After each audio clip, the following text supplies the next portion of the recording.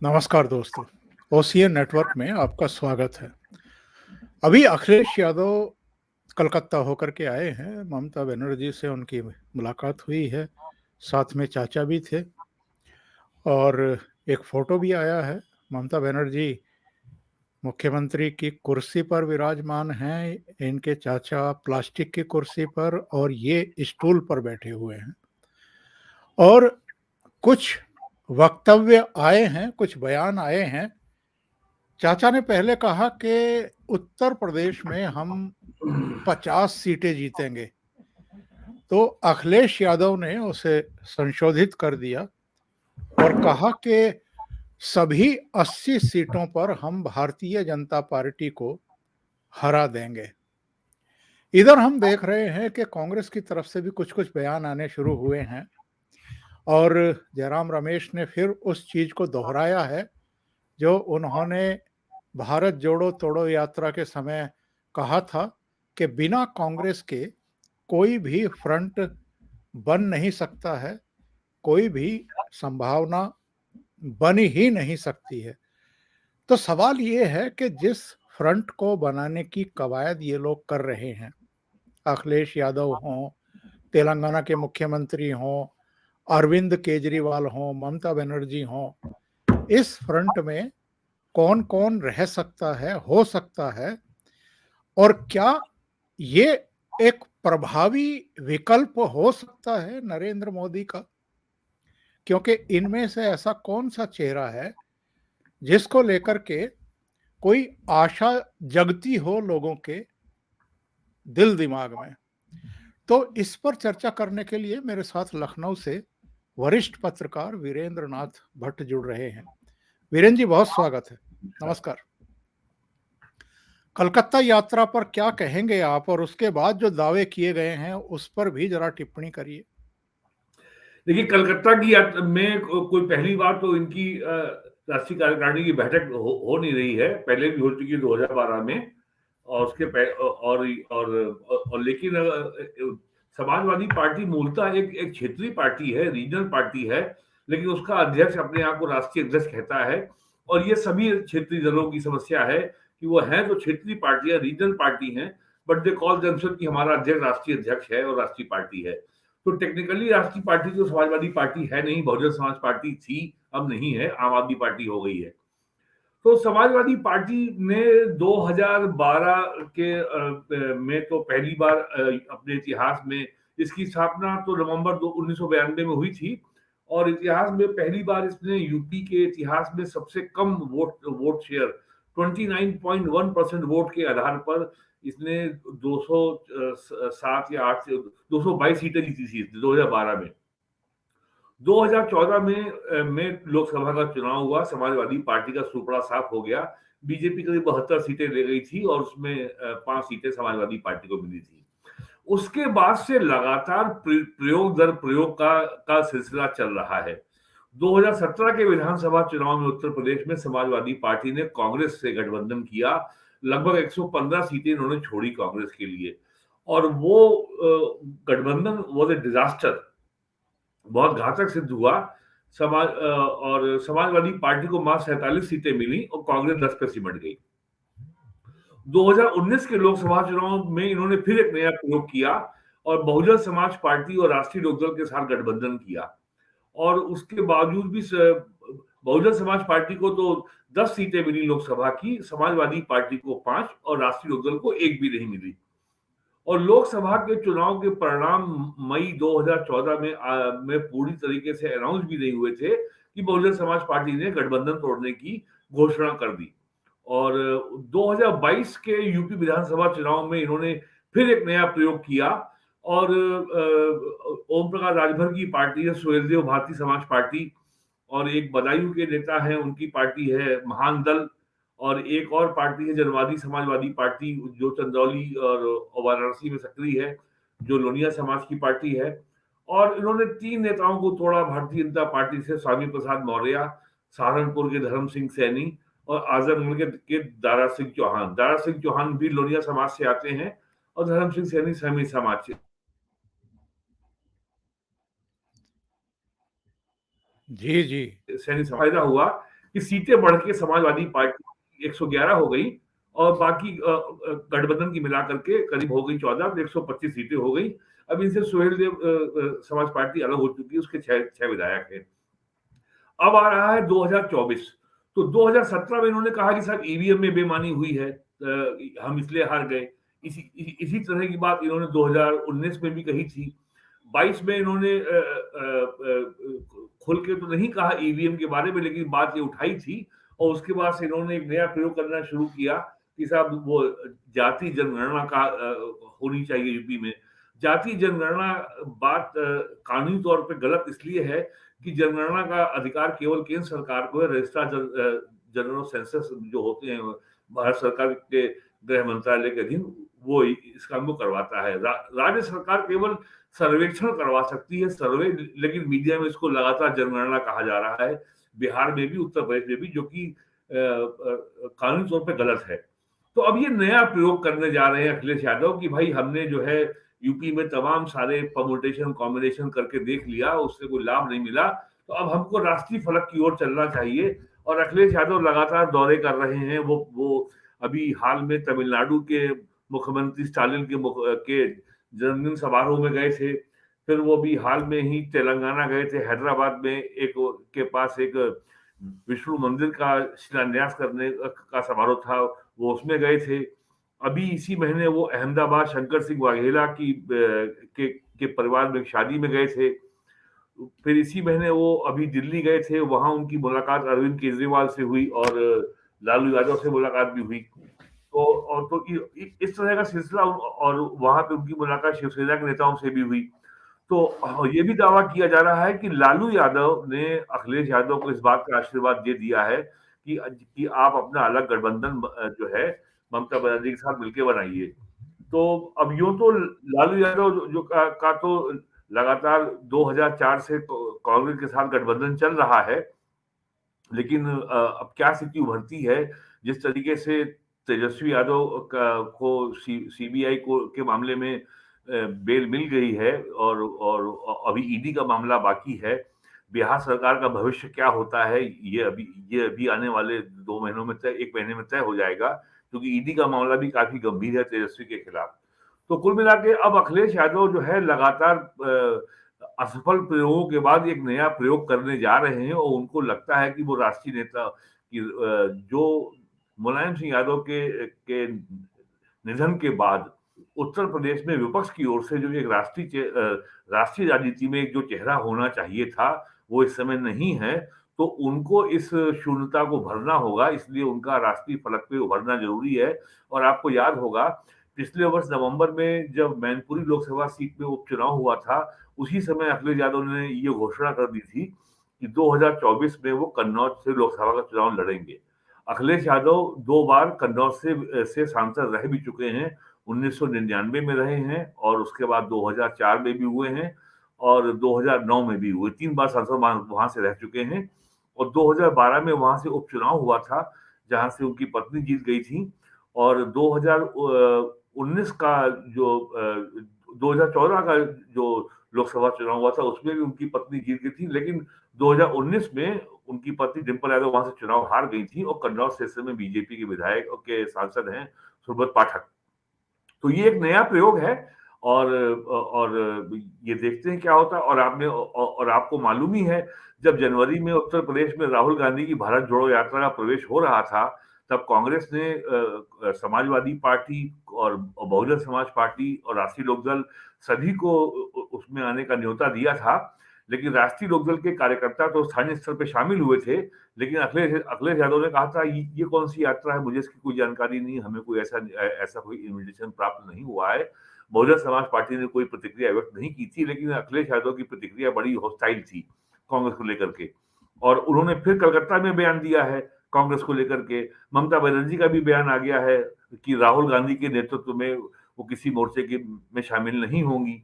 तो अब ये जो है खाका बहुत साफ होता जा रहा है कि अगले चुनाव में 3 फ्रंट होंगे, एक बीजेपी का, एक कांग्रेस का और तीसरा ये आपका अखिलेश यादव, ममता बनर्जी और भारतीय राष्ट्र समिति तेलंगाना के मुख्यमंत्री केसीआर की पार्टी, या कुछ और दो एक छोटी और पार्टी आ सकती हैं। तो ये एक नया प्रयोग है और इसके पीछे केवल एक मंशा यही है कि अखिलेश यादव अब राष्ट्रीय राजनीति में अपनी ताकत, अपना भविष्य और अपनी अपनी किस्मत को आजमाना चाहते हैं। मैं एक ट्वीट दिखाता हूं दर्शकों को, आप भी देखिए। ये अखिलेश यादव का आज का ही ट्वीट है। हाँ। एक बस के आगे दो सांड आपस में लड़ रहे हैं। वो वीडियो इन्होंने अपने इस 2 लाइन के ट्वीट पर शेयर किया है। डबल इंजन के राज में डबल सांड की लड़ाई, जैसे भाजपाई खटपट खुलकर सड़क पर आई। ये राष्ट्रीय स्तर के नेता बनना चाहते हैं। नहीं, लेकिन ऐसी कोई खटपट ना तो उत्तर प्रदेश में है, ना ऐसी कोई खटपट भारतीय जनता पार्टी के राष्ट्रीय नेतृत्व में है। यहाँ पे और यूपी में जो भी खटपट थी, वो मार्च 2022 के विधानसभा चुनाव के बाद सब मामले तय हो गए हैं। आज तो योगी आदित्यनाथ के सामने कहीं कोई समस्या नहीं है और वो तो केवल उनकी एकमात्र चिंता मुख्यमंत्री पद है। वो उनका एकमात्र, बल्कि ये कहना कि उनका एकमात्र दायित्व जो है मुख्यमंत्री पद है और वो उसी पे काम कर रहे हैं। और योगी आदित्यनाथ तो आपने देखा होगा पिछले 1 साल में ऐसा कोई दिन नहीं होता जब वो लखनऊ के बाद दौरा करने नहीं आते। वो रोज कहीं ना कहीं दौरे पे रहते हैं, लौट के शाम को आते, मीटिंग करते, सुबह मीटिंग करके जाते हैं। तो ऐसा ये खटपट उन्हें कहाँ दिख गई। एक बड़ी इंटरेस्टिंग बात ये है कि समाजवादी पार्टी कहती है कि साहब स्ट्रे कैटल आवारा पशु को मुद्दा बनाती है। ठीक है, अच्छी बात है, अब मुद्दा बनाइए, ये एक समस्या है, किसानों को इससे समस्या हो रही है और उनकी खड़ी फसलों को नुकसान भी हो रहा है। राज्य सरकार ने पिछले 6 साल में बहुत सारे कदम भी उठाए हैं। तमाम जिलों में, हर जिले में गौशाला खोली है।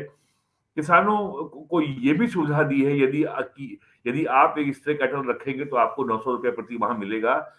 सरकार इसके ऊपर अरबों रुपया खर्च भी कर रही है और काम हो भी रहा है। और जितनी समस्या ये गंभीर 17, 18, 19 में थी, उतनी आज नहीं है।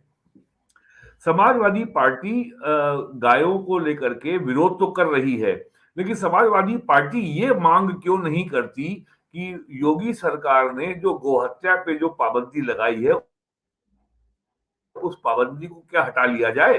सरकार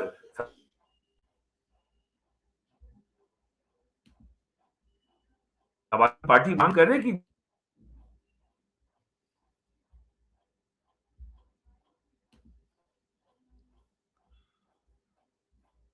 ये कुछ आवाज की समस्या है, देखते हैं। शायद गोहत्या नेट। पर जो जो प्रतिबंध लगाया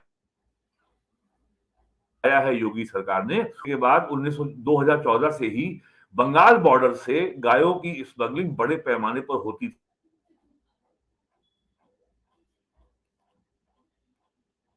वीरेन जी, आपकी आवाज म्यूट हो गई है।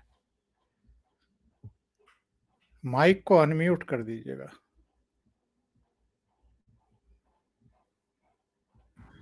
अब आई आवाज? जी जी, अब ठीक है, अब ठीक है जी। जी। तो ये जो गठबंधन तीसरा फ्रंट बनने जा रहा है, इसका नेतृत्व कौन करेगा? अब ममता दीदी करेंगी और कौन करेगा। ये ममता दीदी का भी ख्वाब है। देखिए, यहाँ पे हम आपको एक बात बता दें, आप अगर देखें भारत का इतिहास, जितने भी यहाँ क्षेत्रीय दल हैं 60 के दशक में, 70 के दशक में जो बने हैं, सबका जन्म कांग्रेस विरोध में हुआ था। उत्तर प्रदेश में कांग्रेस के खिलाफ आजादी के बाद केवल एक दल था, वो था भारतीय जनसंघ। और दूसरा था लोहिया जी का और आचार्य नरेंद्र देव की जो पार्टियां थी, सोशलिस्ट पार्टियां, संयुक्त सोशलिस्ट पार्टी, ये प्रजा सोशलिस्ट पार्टी। लेकिन वास्तविक गैर कांग्रेसी राजनीतिक दल की शक्ल मिलना शुरू हुई है 1967 में, जब चौधरी चरण सिंह कांग्रेस से बाहर निकले और उन्होंने भारतीय क्रांति दल की स्थापना की, और उसका बाद में नाम भारतीय लोकदल हुआ, फिर लोकदल हुआ, और जो आज जो है राष्ट्रीय लोकदल कहलाता है। तो इन सारे दलों का जो मूल चरित्र है वो कांग्रेस विरोधी है। अब आए बीजेपी की ओर। भारतीय जनता पार्टी की जो पूरे देश में जो विस्तार हुआ है, भारतीय जनता पार्टी ने अपनी पहुंच, अपनी पकड़ क्षेत्रीय दलों के माध्यम से बनाई है। और भारतीय जनता पार्टी ने बहुत ज्यादा विनम्रता का परिचय दिया, अपमान का कड़वा घूंट सहा। जैसे नीतीश कुमार से जैसे नेता को बिहार में 17 साल मुख्यमंत्री बना के रखा, लेकिन नीतीश कुमार ने का जो व्यवहार रहा है वो आप जानते हैं। 2013 में पटना में भारतीय जनता पार्टी की राष्ट्रीय कार्यकारिणी की बैठक थी और उसमें पहले नीतीश कुमार ने सारे नेताओं को रात्रि भोज पे आयोजित किया। उनको मालूम पड़ा मोदी भी आ रहे हैं तो उन्होंने भोज कैंसिल कर दिया। 2012 में बिहार में बाढ़ आई थी, बहुत बहुत नुकसान हुआ था। नरेंद्र मोदी की सरकार ने तब मुख्यमंत्री थे गुजरात के, उन्होंने 100 करोड़ रुपए की सहायता भेजी, वो उन्होंने वापस कर दी थी। तो भारतीय जनता पार्टी ने इतना कड़वा घूंट पी करके अपनी जगह बनाई है। उत्तर प्रदेश में भारतीय जनता पार्टी के 1995 में 176 विधायक थे, लेकिन उसने 45 विधायकों की बहुजन समाज पार्टी की सरकार को समर्थन देकर के मुख्यमंत्री बनाया और बाहर से समर्थन दिया। 1996 में फिर भारतीय जनता पार्टी ने 6-6 महीने का एग्रीमेंट हुआ मार्च 97 में और मायावती को दूसरी बार मुख्यमंत्री बनवाया। तीसरी बार फिर उन्होंने जो है मई 2002 में मायावती को मुख्यमंत्री बनाया और वो आज स्थिति ये है कि बहुजन समाज पार्टी का विधायक केवल एक है यूपी विधानसभा में, जबकि भारतीय जनता पार्टी के 250 हैं। तो भारतीय जनता पार्टी ने जिस जिस स्तर पर और अपनी ताकत से कम दलों के साथ समझौता करके अपने अस्तित्व को बनाया, अपने उसको बचाया, उसको आगे बढ़ाया। कांग्रेस जब तक इस स्तर पर आकर के क्षेत्रीय दलों से बातचीत नहीं करेगी और अपने राष्ट्रीय दल होने का अहम से मुक्ति नहीं पाएगी, तब तक जो है कांग्रेस को ये समस्याओं से दो चार होना पड़ेगा और कांग्रेस को ये मानना पड़ेगा कि राहुल गांधी अब जिताऊ नेता नहीं है, वो पार्टी के लिए वोट कैचर नहीं है जैसे उनकी दादी इंदिरा गांधी थी। भारतीय जनता पार्टी के लिए मोदी की सर्वाधिक उपयोगिता ये है कि नरेंद्र मोदी एक मास लीडर हैं। नरेंद्र मोदी के नाम पर भारतीय जनता पार्टी को वोट मिलता है। कांग्रेस के पास आज एक भी ऐसा नेता नहीं जिसके नाम पे वोट मिलता हो। समाजवादी पार्टी कितनी भी कमजोर हो देश में, लेकिन उत्तर प्रदेश में उसके पास अपना कोर वोट बैंक है जो न्यूनतम 25 से 30% है। लेकिन कांग्रेस के पास उत्तर प्रदेश में अपना कहने को कोई वोट बैंक नहीं है जो बहुत ही स्पेसिफिकली आइडेंटिफाइड हो कि हाँ ये वोट बैंक कांग्रेस का है। यही स्थिति कांग्रेस की बिहार में है, यही स्थिति कांग्रेस की झारखंड में है और यही स्थिति अब उसकी अन्य राज्यों में बनती जा रही है। बंगाल में उसका एक भी विधायक नहीं है, केवल एक सांसद है। अभी अभी हाल के उपचुनाव में मार्च में उनका एक विधायक जीता है उपचुनाव में बंगाल की विधानसभा सीट में। तो ऐसी स्थिति में समाजवादी पार्टी अगर कांग्रेस के साथ आना भी चाहे तो वो 2017 में विधानसभा चुनाव में कांग्रेस से गठबंधन करके वो उसका हाल देख चुके हैं। और यहाँ ये भी बताऊं आपको कि बहुजन समाज पार्टी ने 1996 के विधानसभा चुनाव में कांग्रेस से गठबंधन किया। 300 सीटें बहुजन समाज पार्टी लड़ी और 125 सीटें लड़ी थी कांग्रेस। 1996 तक उत्तराखंड का गठन नहीं हुआ था। उत्तराखंड का गठन 2000 में हुआ है नवंबर में। तब तक यूपी असेंबली में 425 सीटें थी। उस समय कांशीराम का और मायावती जी की ये शिकायत थी कि कांग्रेस से गठबंधन करने में हमारा वोट तो कांग्रेस के कैंडिडेट को ट्रांसफर हो गया, लेकिन कांग्रेस का वोट हमको नहीं मिलता। यही शिकायत कांग्रेस से समाजवादी पार्टी को भी थी 2017 में। तो ऐसी स्थिति में अगर समाजवादी पार्टी कांग्रेस से कोई गठबंधन करना भी चाहे तो कांग्रेस उसके लिए बोझ है, एक लायबिलिटी है। कोई जब दो दल मिलते हैं तो वो एक दूसरे को अपने एसेट को ट्रांसफर करते हैं और अपनी म्यूचुअल स्ट्रेंथ के जरिए वो अपनी कलेक्टिव स्ट्रेंथ को बढ़ाते हैं। लेकिन कांग्रेस के संग ऐसा यूपी में नहीं होता और यही स्थिति ममता बनर्जी के साथ बंगाल में है।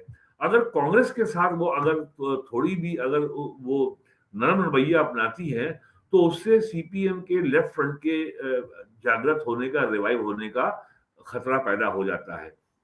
ममता बनर्जी और अभी पिछले कुछ महीनों में या 6 महीनों में लेफ्ट फ्रंट थोड़ा रिवाइव हुआ है बंगाल में। तो ऐसी स्थिति में ममता बनर्जी को लड़ना है बीजेपी से भी और लेफ्ट फ्रंट से भी। और आपको याद होगा अभी मार्च के शुरू में जब मेघालय में असेंबली का चुनाव हुआ, तो वहां पे तृणमूल कांग्रेस ने अपने अपने उम्मीदवार खड़े किए थे।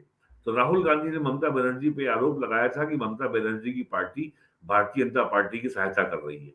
तो इसका जो है ममता बनर्जी ने बहुत तीखा जवाब भी दिया था। तो ये जो स्थितियां इतनी जटिल हैं, तो और तो ऐसे में इन क्षेत्रीय पार्टियों का जाना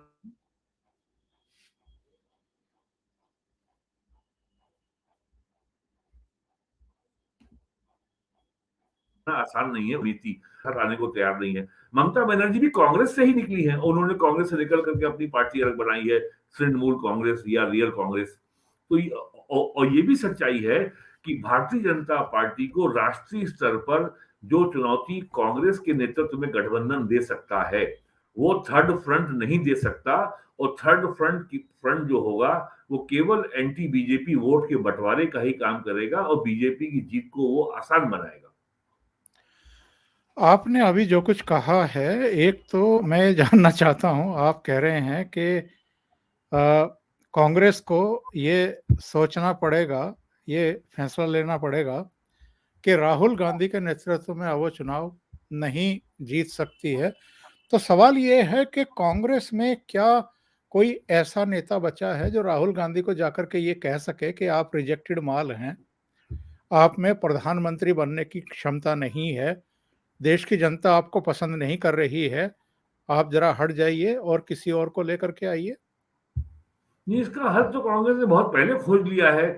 आज की तारीख में कांग्रेस पूरी तरीके से वामपंथी दल हो गई है। कांग्रेस पूर्णतया अब भारत की कम्युनिस्ट पार्टी ऑफ इंडिया हो गई है।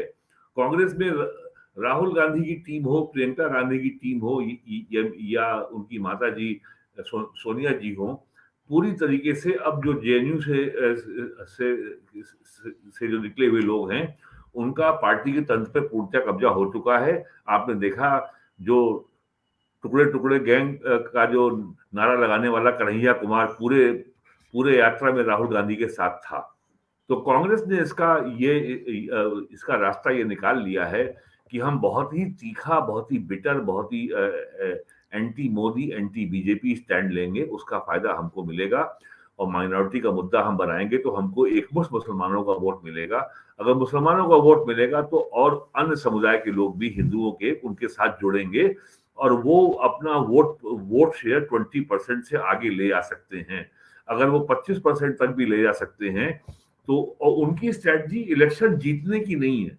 उनकी स्ट्रैटेजी 2024 में बीजेपी की सीटें कम करने की है, ताकि बीजेपी को अपने बल पे बहुमत ना मिल पाए। और उनको ये विश्वास है, उनके जो जो उनके रणनीतिकार हैं, कि यदि बीजेपी की सीटें हम 200 के आसपास सिमटा देते हैं और 100 सीटें उसकी कम कर देते हैं, तब बीजेपी भले सरकार बना ले, मोदी प्राइम मिनिस्टर नहीं बन पाएंगे। तो और जितने भी सेकुलर आपके रणनीतिकार हैं, कोई ये नहीं कह रहा कि कांग्रेस अपने बल पर सरकार बनाएगी। वो केवल ये कह रहे हैं कि यदि बीजेपी की सीटें 200 या इससे कम हो गई, तो तमाम जितने छोटे दल हैं वो फिर मजबूरी में हमारे साथ आएंगे। वरना फिर देश में संदेश यही जाएगा, खासकर मुसलमानों में, कि देखो बीजेपी की सरकार इन लोगों ने बनवा दी। और यहाँ ये भी आपको बात बता दूं, 1984 पिछला चुनाव था जब कांग्रेस को लोकसभा में बहुमत मिला था। 1984 से लेकर के 1989 से लेकर 2019 तक 9 लोकसभा चुनाव हो चुके हैं जिसमें कांग्रेस को बहुमत नहीं मिला है। 2024 का चुनाव 10वां लोकसभा चुनाव होगा, जहां मैं ये पूरे ये कहने में मुझे तनिक भी हिचक नहीं है कि कांग्रेस को लगातार 10वीं बार बहुमत नहीं मिलने जा रहा। ये स्थिति है। तो कांग्रेस की स्ट्रेटजी बहुत साफ है कि उनको लगता है कि राहुल गांधी ने जिस तरीके से हम लगातार सावरकर को गाली दे रहे हैं, नरेंद्र मोदी को गाली दे रहे हैं, और जिस तरीके से जाकर के ब्रिटेन में भारत राष्ट्र को, भारत की संसद को, भारत की संस्थाओं को, भारत की लोकतांत्रिक व्यवस्था को जिस तरीके से जिस भाषा का वो प्रयोग कर रहे हैं, यहाँ तक बोल रहे हैं कि भारतीय सैनिकों की लद्दाख बॉर्डर पे पिटाई हो रही है, जिसका बहुत बहुत कड़ा प्रतिवाद किया था विदेश मंत्री एस जयशंकर ने। तो उनका और कांग्रेस की दिक्कत ये है कि मोदी विरोध करते करते वो कब भारत विरोध की सीमा लांघ जाते हैं, मोदी विरोध का विरोध करते करते वो कब हिंदू विरोध और सनातन विरोध की सीमा लांघ जाते हैं, इसका अंदाजा राहुल गांधी को नहीं रहता है। और आज भी या कल ही ये बयान दिया है खड़गे ने, राहुल गांधी कोई सावरकर नहीं है जो जो माफी मांगेगा। अब मैं इनसे ये पूछना चाहता हूं कि क्या कभी महात्मा गांधी ने, जवाहरलाल नेहरू ने, इंदिरा गांधी ने, राजीव गांधी ने क्या कभी सावरकर के विरुद्ध किसी अशिष्ट भाषा का प्रयोग किया? इंदिरा गांधी ने स्वयं एज ए प्राइम मिनिस्टर 60 के दशक में उनके देहांत के पहले वीर सावरकर के अपने निजी बचत खाते से 10,000 रुपए का चेक सावरकर को भिजवाया था अपनी अपनी बीमारी का इलाज कराने के लिए। और डाक टिकट निकलवाया था सावरकर के लिए। राहुल को ये नहीं पता है कि उनकी दादी क्या कर चुकी है सावरकर के लिए और सावरकर कितना बड़ा नाम है। और फिर भी यदि सावरकर के बारे में लोगों को जानना हो तो डॉक्टर विक्रम संपत की सावरकर के बारे में 2 वॉल्यूम में किताब आ चुकी है। 2 साल हो रहे हैं, अब शायद हिंदी में भी आने वाली है। लोगों को उसको पढ़ लेना चाहिए और कांग्रेस के लोगों को परहेज करना चाहिए वीर सावरकर के बारे में अभद्र टिप्पणी करने से। महाराष्ट्र में वो अपनी भारत जोड़ो यात्रा के दौरान ऐसा काम वो कर चुके हैं, इसको लेकर के उनके खिलाफ मानहानि का मुकदमा भी हुआ है। तो कांग्रेस को लग रहा है कि ये anti Modi, anti Hindu stand लेकर के और उनका anti Modi stand anti India stand हो जाता है, एंटी बीजेपी स्टैंड उनका एंटी हिंदू स्टैंड हो जाता है। इसका भी वो ख्याल नहीं रख पाते। तो उनको लगता है कि इसके चलते जितने भी माइनॉरिटीज हैं, विशेषकर क्रिश्चियन हैं, मुस्लिम हैं और जनजाति के लोग हैं, जो जैसा कि दावा है कांग्रेस का कि जनजाति के लोग उपेक्षित महसूस कर रहे हैं। हालांकि अभी हाल में जो चुनाव हुए हैं गुजरात विधानसभा के, अभी बीते होंगे 4 महीने, वहां ऐसा नहीं हुआ। जनजाति क्षेत्रों में भारतीय जनता पार्टी को भरपूर वोट मिला है और कांग्रेस की सीटें तो बहुत कम हो गई हैं। पिछली बार तो 77, 78 थी, अब की बार तो 40 पे आ गई हैं और बीजेपी ने रिकॉर्ड मतों से वहां जीत हासिल की है और उसकी सीटों की संख्या 150 के ऊपर जा चुकी है। तो कांग्रेस की जो स्ट्रेटजी ये है कि जो उनके पास लीडरशिप की जो डेफिशिएंसी है, लीडरशिप की जो कमी है, वो अपने वामपंथी तेवरों के जरिए जो एंटी बीजेपी वोट है, जो कभी बीजेपी को वोट नहीं दे सकता, न देता है न देगा, वो हमारी ओर आएगा। आगे बढ़ने से पहले एक निवेदन कर दें कि आप लोग वीडियो को लाइक जरूर करते चलें, अपनी प्रतिक्रिया भी व्यक्त करें और वीडियो को फॉरवर्ड भी करें। इसके अलावा आप यहाँ ऊपर देख रहे हैं फेसबुक पेज का यूआरएल है, ओशियन नेटवर्क के नाम से एक फेसबुक पेज है, आप उसको भी फॉलो कर सकते हैं और ट्विटर पर भी आप फॉलो कर सकते हैं। मैं अपने दर्शकों को अभी चूंकि वीरेंद्र नाथ भट्ट जी ने 1996 के इलेक्शन की चर्चा की थी, जब बहुजन समाज पार्टी और कांग्रेस उत्तर प्रदेश में मिलकर के लड़ी थी, कांग्रेस 126 सीटों पर और बहुजन समाज पार्टी कुल मिलाकर के 296 सीटों पर चुनाव लड़ी थी। आप यहां देख सकते हैं इस आंकड़े में भारतीय जनता पार्टी ने 174 सीटें जीती थी, समाजवादी पार्टी ने 110, बहुजन समाज पार्टी 67 सीटें जीत पाई थी, इंडियन नेशनल कांग्रेस केवल 33 सीटें जीत पाई थी, इंडिपेंडेंट 13 आए थे और बाकी भारतीय किसान कामगार पार्टी 38 पर लड़ी, 8 जीती थी। और 1997 में भारतीय जनता पार्टी के समर्थन से मायावती दूसरी बार चीफ मिनिस्टर बनी थी, पहले 1995 में और 1997 में दूसरी बार। और जो नरसिम्हा राव ने काम कर दिया था कांग्रेस के लिए उत्तर प्रदेश में कि 425 में से केवल 126 सीटों पर चुनाव लड़े, यानी 296 ऐसे विधानसभा क्षेत्र थे जहां ना कांग्रेस का झंडा था ना डंडा था और कार्यकर्ता और जो चुनाव लड़ने की तैयारी कर रहे थे वो सब हताश निराश होकर के दूसरे दलों की तरफ रुख कर गए थे और कांग्रेस उसके बाद उत्तर प्रदेश में पनप ही नहीं पाई। अब मैं आता हूं अगले सवाल पर वीरेन जी। ये जो अखिलेश यादव के चाचा कहते हैं कि हम 50 सीटें जीतेंगे, फिर अखिलेश ने कहा कि 80 सीटें जीतेंगे, तो ये ऊंचे ऊंचे ख्वाब इनको आते किस बेस पर हैं?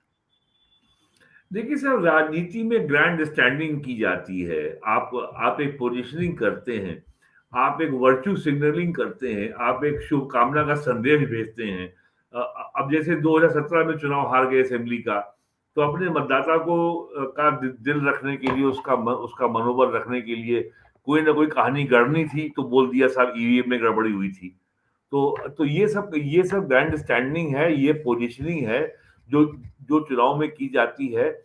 अब जैसे भारतीय जनता पार्टी ने नारा दिया, अब की बार मोदी सरकार, अब की बार 200 के पार, अब की बार 300 के पार।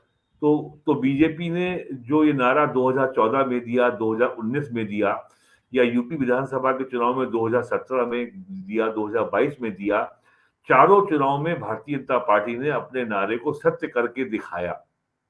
तो ये एक तरीके से ये बीजेपी की रणनीति की नकल हो रही है कि अब की बार 85, अब की बार 80 सीटें। अब समाजवादी पार्टी की लिमिट तो समस्या ये है कि यूपी के बाहर कहीं इनका नामलेवा है नहीं। एक बार शायद हरिद्वार से इनका एक सांसद निर्वाचित हो गया था, और एक बार 2004 या 3 या 4 में कर्नाटका के पूर्व मुख्यमंत्री थे एस बांगारप्पा, वहां से एक उपचुनाव में वो भी निर्वाचित हो गए थे समाजवादी पार्टी के इलेक्शन सिंबल साइकिल के ऊपर। और ये डील कराई थी उस समय के नेता अमर सिंह ने, जो स्वर्गीय अमर सिंह ने। तो समाजवादी पार्टी का राष्ट्रीय पार्टी बनने का जो सपना है, भारत के इतिहास में केवल एक ही पार्टी हुई है जो क्षेत्रीय पार्टी थी, और क्षेत्रीय पार्टी होने के बावजूद उसने अपने पेरेंट राज्य की तुलना में बड़े राज्य में सरकार बनाई। यानी आम आदमी पार्टी ने सरकार बनाई पंजाब में, और आम आदमी पार्टी अकेली ऐसी पार्टी है जो क्षेत्रीय पार्टी होने के बावजूद उसने दमखम के साथ चुनाव लड़ा गुजरात में, चुनाव लड़ा गोवा में, या अब की बार वो चुनाव लड़ने की तैयारी कर रही है राजस्थान में और मध्य प्रदेश में। तो समाजवादी पार्टी तो इसके आसपास कहीं है ही नहीं। तो ये वो ग्रैंड स्टैंडिंग कर रहे हैं। और सबसे बड़ी बात यह है कि समाजवादी पार्टी में जो विचारधारा पे जो कंफ्यूजन है, जो आइडियोलॉजिकल कंफ्यूजन है, अब ये अंग्रेजों का जो जो जो जो जहर की बेल बोई गई थी कि सनातन संस्कृति को कलुषित करो, कलंकित करो, बदनाम करो, और लोगों की आस्था इसमें उठ जाए और लोग सारे के सारे ईसाई बन जाएं, ये काम अंग्रेज इस देश में बो गए हैं 18वीं सदी में, और आज तक देश उसके दर्द को झेल रहा है। ये जातिवाद जो आज हम झेल रहे हैं, ये सब अंग्रेजों की ही देन है। अगर अगर कोई लोग पढ़ना चाहें तो उसके बारे में विस्तार से सामग्री उपलब्ध है, और तमामों किताबें हैं। और ये उस समय शुरू हुआ था, और अंग्रेजों के जाने के बाद सनातन संस्कृति को कलंकित करने का काम अपने हाथ में ले लिया कम्युनिस्ट पार्टियों ने, वामपंथियों ने। और 50 के दशक में किताब आई थी रामास्वामी नायकर की, ए ट्रू रीडिंग ऑफ रामायण। और 67 या 69 में ललई यादव ने, जो कानपुर के रहने वाले थे, उसको हिंदी में उसका रूपांतरण किया, सच्ची रामायण। उस किताब को यूपी गवर्नमेंट ने बैन कर दिया। इलाहाबाद हाई कोर्ट ने बैन को खारिज कर दिया। सुप्रीम कोर्ट ने बैन को अपहेल्ड किया। फिर अगले 30 साल ये मामला ठंडे बस्ते में चला गया। 2007 में जब मायावती मुख्यमंत्री बनी, जब बहुजन समाज पार्टी की पहली बार सरकार अपने स्पष्ट बहुमत से बनी, तब समाजवादी पार्टी ने मायावती को परेशान करने की नीयत से इस किताब को फिर छापने का प्रयास किया। तब बीएसपी गवर्नमेंट ने इस किताब को दोबारा बैन कर दिया। वो बैन आज भी चला आ रहा है। तो आज वो समाजवादी पार्टी ये इतने साल पुराने मुद्दे को किस नीयत से उठाना चाह रही है, और Swami Prasad Maurya out of context, बिना किसी संदर्भ के एक चौपाई को वो लगातार कोट कर रहे हैं, और जिसका जवाब मुख्यमंत्री योगी आदित्यनाथ जी ने यूपी असेंबली में अभी हाल के बजट सेशन में विस्तार से दिया है, और उसके सारे वीडियोस भी अवेलेबल हैं यूट्यूब पे, लोग देख सकते हैं। तो समाजवादी पार्टी और अखिलेश यादव स्वामी प्रसाद मौर्य का खुल करके समर्थन देने का साहस अभी तक जुटा नहीं पा रहे हैं। वो कह रहे हैं कि साहब हम रामायण के खिलाफ नहीं है, ये हम जो वो है पुस्तक है जिसकी जी, चर्चा अभी वीरेंद्र जी, जी कर हम रहे रामायण हैं। के खिलाफ नहीं है, वो ये बोलते हैं। उन्हीं की पार्टी के विधायक जो है राकेश सिंह अमेठी के विधायक, उन्होंने विरोध किया स्वयं शाह मौर्य का। उन्होंने अपनी एक महिला नेता को 2 महिला नेता हैं, ऋचा सिंह इलाहाबाद यूनिवर्सिटी छात्र संघ की अध्यक्ष थी, उनको पार्टी से निकाल दिया, रोली तिवारी को पार्टी से निकाल दिया। अब नेताओं ने भी जो है और समाजवादी पार्टी के तमाम नेता जो सवर्ण जाति के हैं, बड़े असहज हैं कि वो अपने वोट बैंक में अपने क्षेत्रों में जाकर के उनको बड़े तीखे सवालों का सामना करना पड़ता है। तो और अखिलेश यादव पहले वो अयोध्या में मंदिर का समर्थन कर रहे थे, परशुराम मंदिर बनवा रहे थे, विष्णु मंदिर बनवा रहे थे, बजरंगबली का मंदिर बनवा रहे थे। तो ये जो आइडियोलॉजिकल वेवरिंग है, जो आप पेंडुलम की तरह हिलते रहते हैं, इससे कभी जनता में सकारात्मक संदेश नहीं जाता है। आप अगर इसके बरक्स आप अगर देखिए भारतीय जनता पार्टी हो या कांग्रेस हो, तो कम से कम जो बुनियादी मुद्दे जो पार्टी की आधारशिला हैं, जो आधारभूत मुद्दे हैं, उसको लेकर के पार्टी में कहीं कोई भ्रम की स्थिति नहीं है। और बीच-बीच में वो ले आते उन्होंने यहाँ भी बयान दिया अखिलेश जी ने कि मैं पूछूँगा योगी आदित्यनाथ से असेंबली में कि बताएँ कि हम शूद्र हैं कि नहीं? अब वो बेवजह जाति की आग को भड़काना चाहते हैं। वो ये भूल गए हैं कि 1990 में जब मंडल लागू होने की घोषणा हुई थी, तब उत्तर प्रदेश में उस समय जनता दल के नेता कहते थे, मुलायम सिंह यादव कहते थे कि भाइयों मंडल लागू हो गया है, अब डीएम, सीएम, पीएम तीनों अपने होंगे। अब आप जाति का विक्टिम कार्ड खेल करके मंडल लागू होने के 33 साल बाद वो जातीय द्वेष, वो जाति वैमनस्य अब आप खड़ा नहीं कर सकते। उत्तर प्रदेश में अब जाति के आधार पर ध्रुवीकरण करना संभव नहीं है और विशेष करके पिछले 6 सालों में जो कल्याणकारी योजनाओं का लाभ योगी आदित्यनाथ सरकार ने सारे वर्ग और मजहब के लोगों को बिना किसी भेदभाव के पहुंचाया है, डिलीवर किया है। किसी को शिकायत नहीं है। कोई ये नहीं कह रहा कि मेरे संग जाति के आधार पर या मजहब के आधार पर कोई भेदभाव हुआ। अगर निःशुल्क गेहूं चावल मिला तो सबको मिला। अन्य कल्याणकारी योजनाओं का लाभ मिला तो सबको मिला। तो ये केवल कास्ट आइडेंटिटी के बल पर इन्होंने जो है पिछले 30 साल राज किया। उस कास्ट आइडेंटिटी को बीजेपी ने सार्थक एक अर्थ दिया और उनकी आर्थिक स्थिति को बेहतर करने के लिए एक कॉम्प्रिहेंसिव प्रोग्राम चलाया जिसका उनको लाभ मिला। आखिरकार ये जात के नाम पर कब तक आप वोट लेते रहेंगे? यही समस्या जो है इन दलों के सामने आ रही है, बिहार में भी आ रही है और झारखंड में भी आ रही है। अब इसके बरक्स आप अगर देखें तमिलनाडु में, तो डीएमके हो या एआईडीएमके हो, इन पार्टियों ने भी जात की राजनीति की है, आज भी कर रहे हैं। लेकिन तमिलनाडु में हर गांव में ऑल वेदर रोड है, हर गांव में पीने का पानी की सुविधा है, हर गांव में बिजली की सुविधा है, हर गांव में स्कूल है, डाकखाना है और ज्यादातर गांव में बैंक भी है। और जो ह्यूमन डेवलप इंडेक्स है, इन्फेंट मॉर्टेलिटी है, मदर चाइल्ड हेल्थ केयर है और जो स्वास्थ्य के मानक है, उन सब मामलों में तमिलनाडु उत्तर प्रदेश से बहुत बेहतर स्थिति में है।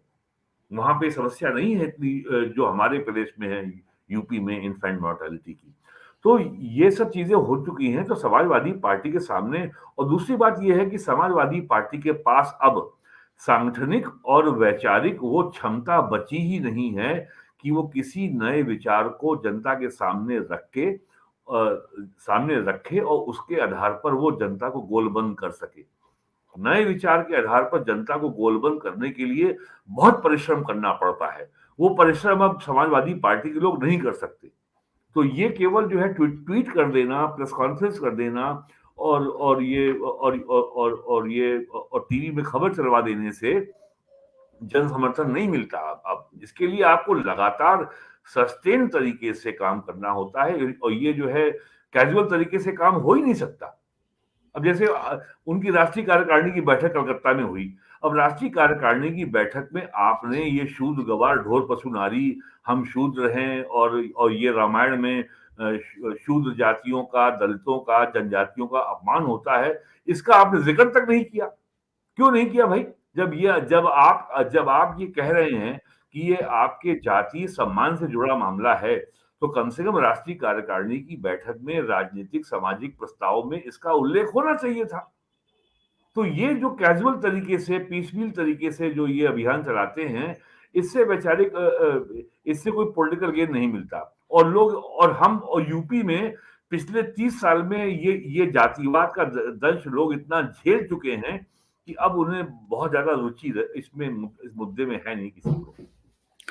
अच्छा, ये बताइए, योगी आदित्यनाथ का प्रचार तो अब उत्तर प्रदेश के बाहर के लोग भी कर रहे हैं। सिद्धू मूसा वाले के जो पिताजी हैं, वो कह रहे हैं कि अगर पंजाब में योगी जैसा मुख्यमंत्री होता तो सिद्धू मूसे वाले की हत्या ही नहीं होती।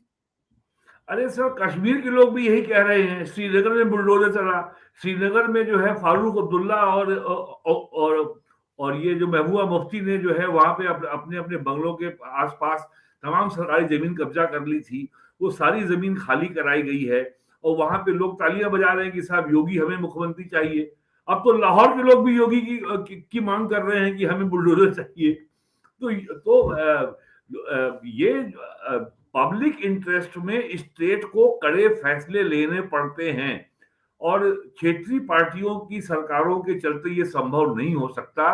अरे भाई जाने दो, ये फलाने जाति का है, ये फलाने मजहब का है, इसको नाराज मत करो। यही काम यूपी में हुआ है, चाहे वो कांग्रेस हो, चाहे वो सपा हो, जनता दल हो या बसपा हो। इवन जो पहले बीजेपी की सरकारें भी थी वो भी बहुत कमजोर थी, ज्यादा कुछ नहीं कर पाई। लेकिन योगी जी ने राज्य की सत्ता को बहाल किया है। जिस व्यापक पैमाने पर उत्तर प्रदेश में अपराधियों के खिलाफ अभियान चला, to be more precise organise crime, संगठित अपराध के खिलाफ जो अभियान चला, सबसे मशहूर तो आपके बगल का मेरठ का सोतीगंज है। पूरे एनसीआर क्षेत्र में गाड़ियां चोरी होना बंद हो गई और हजारों करोड़ की संपत्ति सरकार ने जब्त की, हजारों की करोड़ की जमीन सरकार ने खाली कराई, उनकी कुर्की हुई। तो ये सब लोग और ये जो बाहुबली होते हैं, ये दबंग जो होते हैं, जो सत्ता के संरक्षण में ये इतने बड़े हो जाते हैं, जैसे मुख्तार अंसारी और ये अतीक अहमद, ये आम आदमी के लिए ही काल बनते हैं। और वो फिर वो फिर जाति मजहब का भेद नहीं करते हैं, वो सबके लिए काल बनते हैं। इनके खिलाफ कोई मुंह नहीं खोल पाता है। तो योगी जी तो केवल जो राज्य की सत्ता है, जो अथॉरिटी ऑफ द स्टेट है, जो रिट ऑफ द स्टेट है, वो उसी को तो बहाल कर रहे हैं। नया काम क्या कर रहे हैं कि ये समाजवादी पार्टी, बहुजन समाज पार्टी को बताना चाहिए कि भाई ये आपने मुख्तार अंसारी, अफजाल अंसारी और ये अतीक अहमद और ये इरफान सोलंकी, इतने अपराधियों को किस राजनीतिक विचारधारा के तहत आपने उनको इतना संरक्षण दिया, आपने पाला पोसा? ये कौन सा समाजवाद है भाई? तो योगी ने तो केवल राज्य की सत्ता को फिर से स्थापित किया है और सत्ता के खिलाफ जो पैरेलल सत्ता खड़ी हो गई थी उनको नष्ट किया है। और ये तो राज्य की बेसिक ड्यूटी है। योगी जी कोई नया काम नहीं कर रहे हैं, योगी जी वही काम कर रहे हैं जो राज्य के प्रमुख को करना चाहिए था, वही काम वो कर रहे हैं। बहुत बहुत धन्यवाद वीरेन जी, इतना समय निकालने के लिए, ओशियन नेटवर्क के लिए और कई महत्वपूर्ण मुद्दों पर चर्चा करने के लिए। Thank you so much. नमस्कार।